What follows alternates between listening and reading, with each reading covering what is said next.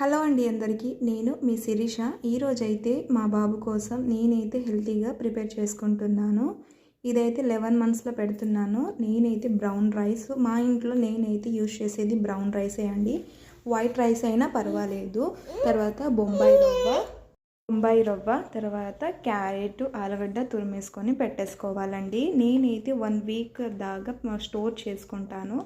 అందుకే నేను కొద్దిగా క్వాంటిటీ అయితే వేసుకున్నాను. ఇదైతే 3 స్పూన్ అండి నేను యాడ్ చేసుకున్నాను.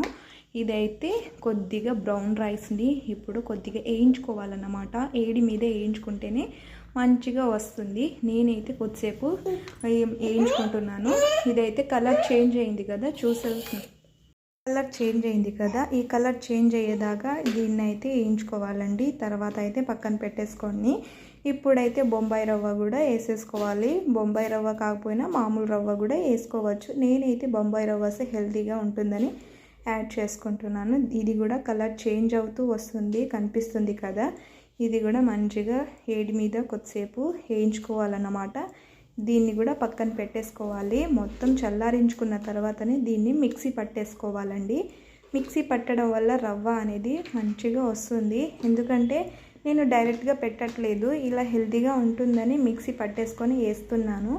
ఇప్పుడైతే మిక్సీ పట్టేసుకున్నాను. 1 వీక్ దాకా స్టోర్ చేసుకుంటాను నేనైతే. ఇది ఎక్కువ రోజు ఉండదండి, 1 వీక్ దాగే ఉంటుంది మ్యాక్సిమం.